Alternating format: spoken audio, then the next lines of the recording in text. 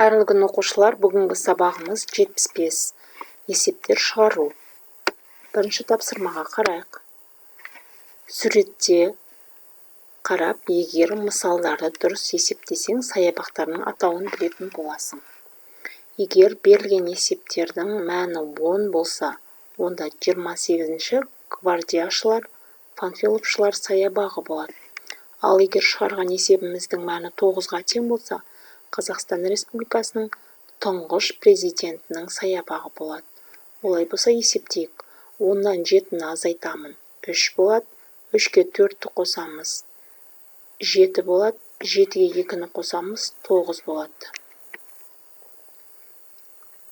Демек, мәні 9-ға тең болған бұл бізде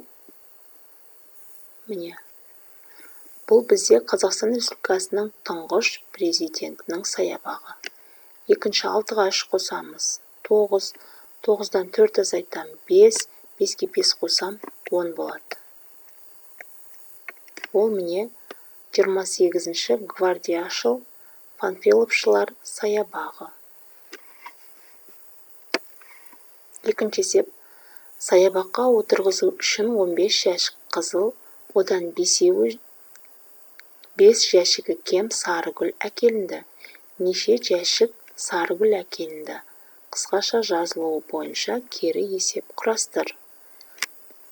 Бірінші қызыл гүл бізде 15 жәшік, сары гүл оған қарағанда 5-еуі кем.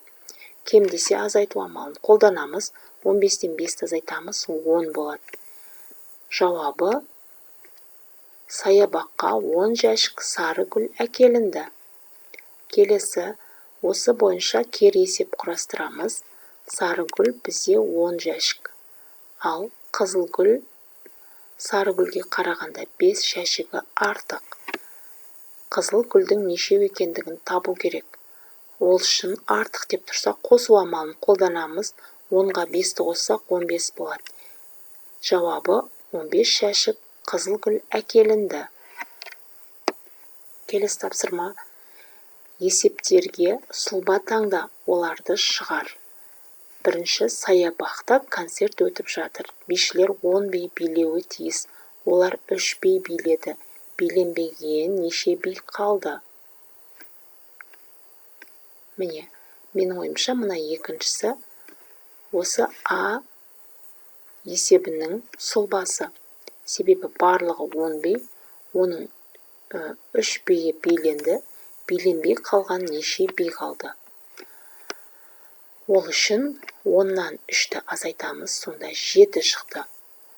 Саябақта концертте биленбеген 7 би қалды. Екінші, концертке бір мектептен 70 бала келді. Ал екінші мектептен біріншіге қарағанда 30 бала артық бала келді. Олай болса біз екінші мектептен неше бала келгендігін табу керек. Ол үшін артық десе қосу амалын қолданамыз. 30-ға 70-ті қоссақ 100 болады. Бұл бізде Ә есебінің сұлбасы. Жауабы: екінші мектептен 100 бала келді. Бесінші есеп салыстыру. 6-дан 4 азайтамыз, 2 дециметр. 5-тен 2 азайтамыз, 3 дециметр. Салыстыратын болсақ, 3 артық 2-ден болады. 30 сантиметр, ал мұнда жақта 100-ден 40-ті азайтамыз, 60 болады.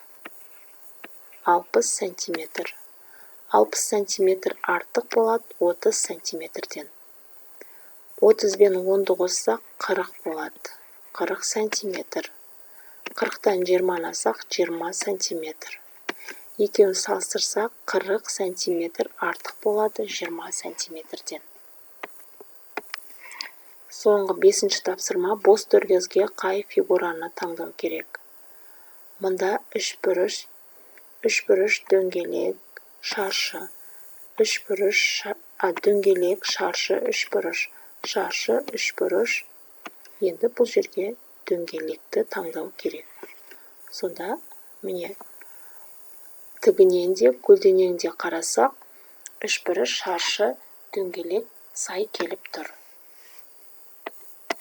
Сонымен оқушылар 75-ші сабағымыз соңына келіп жетті. Назар салып тыңдағандарыңа рахмет. Сау саламатта болыңдар.